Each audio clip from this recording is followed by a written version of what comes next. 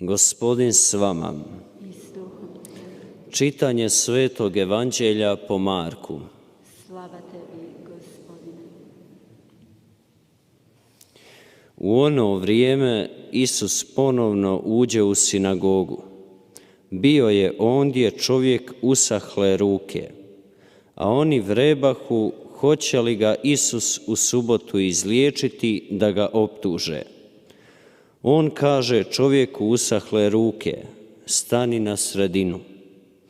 A njima će, je li subotom dopušteno činiti dobro ili činiti zlo, život spasiti ili pogubiti? No oni su šutjeli, a on, ražalošćen okorjelošću srca njihova, srdito ih ošinu pogledom, pa reče tom čovjeku, ispruži ruku. On ispruži i ruka mu zdrava. Farizeji iziđu i dadnu se odmah s Herodovcima na vijećanje protiv njega kako da ga pogube. Riječ Gospodnja. Slava tebi, Kriste.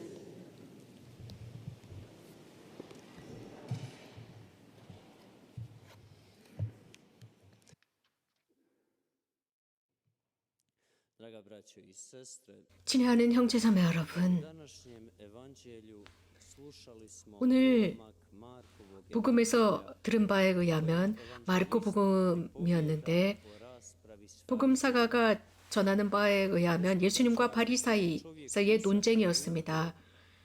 안식일에 예수님께서 한 손이 마비된 사람을 치유해준 사건이었습니다. 이 사건을 통해서 안식일을 어떻게 이해하는지입니다. 즉 예수님과 바리사이 사이의 안식일의 인식 방법이 달랐습니다. 그래서 그리스도의 가르침, 그분의 인성 속에 드러난 그 가르침, 그 모습을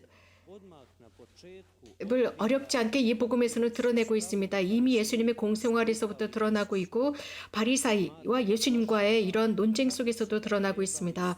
마르코 복음사가가 전하는 바에 의하면 그들은 분명한 목적을 가지고 예수님을 비난합니다. 예수님을 관찰합니다.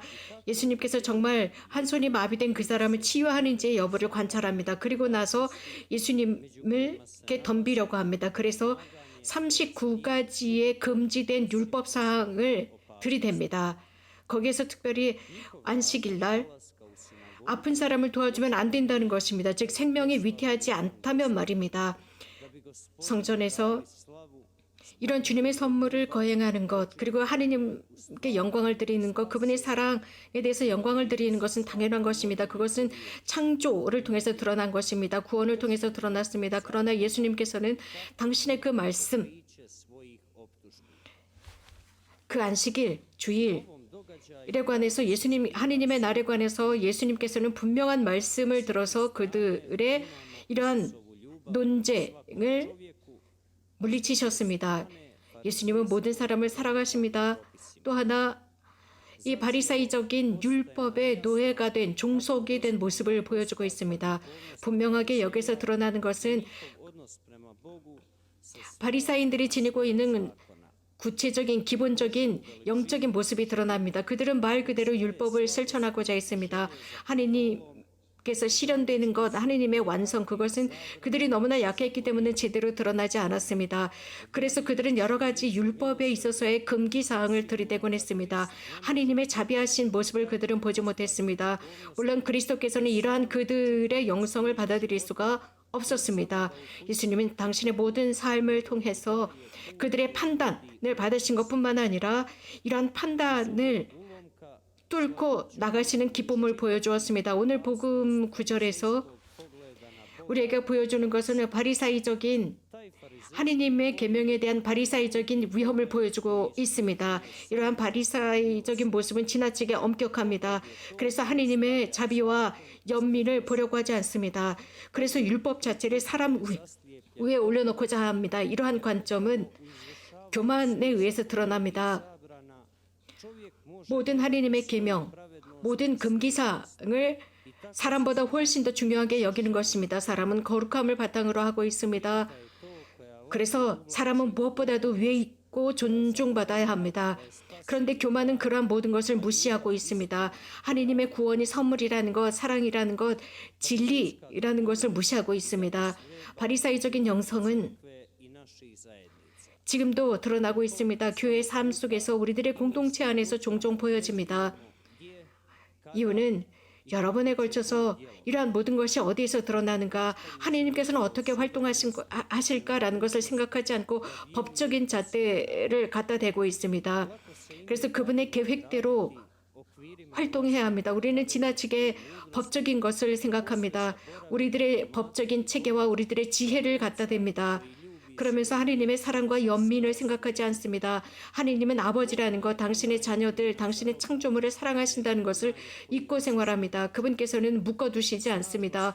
오히려 자를 주시고 우리들을 편안하게 해주십니다. 바오로 사도께서는 이렇게 강렬하게 말씀하십니다. 예수 그리스도께서 자유를 위해서 우리를 해방하셨다고 했습니다.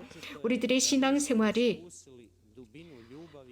우리들을 끌어들일 때 우리들의 하느님의 그 사랑을 깊이 느끼고 그 사랑에 우리들을 변모시켜야 합니다. 형식적으로 이 율법에 남아있지 말아야 합니다. 하느님의 계명에 대한 잘못된 관점입니다. 그렇기 때문에 우리는 자주 판단하는 입장이 되고 좋은 활동, 다른 사람들 속에서 보여지는 좋은 활동조차도 판단하려고 합니다. 사랑은 사람들에게 항상 자유를 가져다 줍니다. 자유. 그러나 묶여 있을 때 그 자유는 사라지게 되어 있습니다. 그리고 사랑의 불이 꺼지게 됩니다. 중요하게 우리가 기억해야 하는 것은 참 신앙은 사슬로 묶지 않습니다.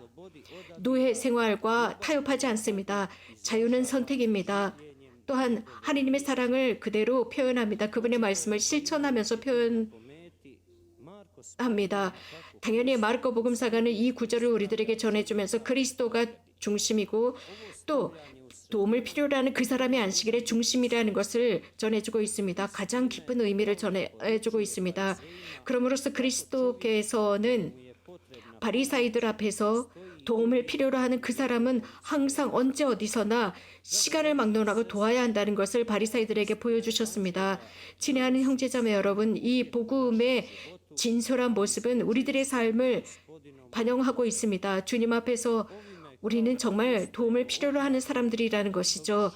용기를 얻고 어려움 속에서도 혼자가 아니라는 것입니다.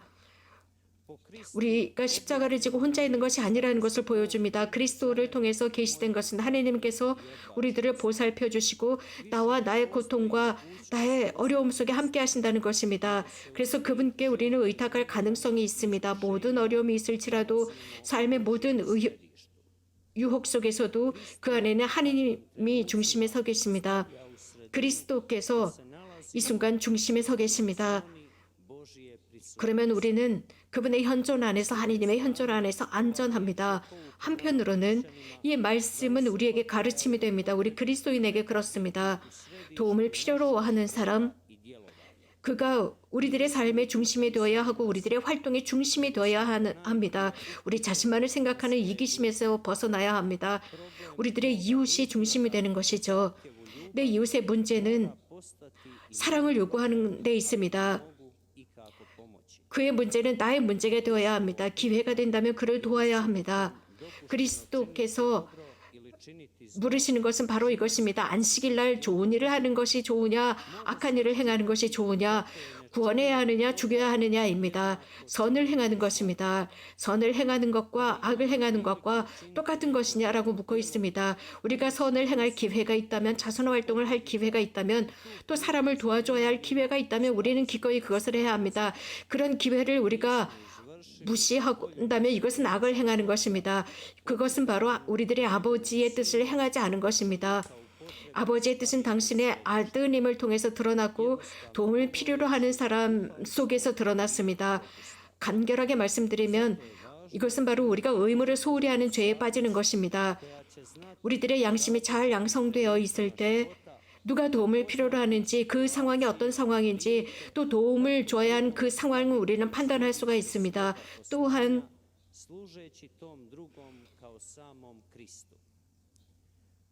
다른 사람을 섬기면서 그리스도처럼 다른 사람을 섬기면서 이 사명을 완수합니다. 선을 행하는 것, 악을 행하는 것, 한 생명을 구하는 것과 죽이는 것, 이 사람을 치유하셨습니다. 한 손이 마비된 사람을 치유하신 것, 그것은 바로 그 사람의 육체적인 모든 질병을 완전하게 치유하신 것뿐만 아니라 영적인 치유를 하셨습니다. 그래서 그에게 구원을 제시해 주셨습니다. 사람 전체를 치유하신 것이 그리스도셨습니다. 그리스도께서는 사람을 완전하게 치유하시고 해방하십니다. 그 손만을 치유하신 것이 아닙니다. 그리스도께서는 근본적으로 원칙적으로 그의 마음을 어루만지신 것입니다. 그럼으로써 새로운 마음을 창조해 주셨습니다. 그 마음은 하나님께 즉시 열리는 마음이었습니다. 하나님께 순명하는 그리스도의 말씀에 순명하는 마음을 창조해서 넣어주셨습니다.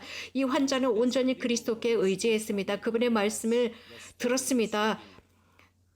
무조건 들었습니다. 그분의 말씀을 자신의 삶의 중심에 모셨습니다. 하나님께서 당신 안에서 활동하실 수 있도록 완전히 내어드렸습니다.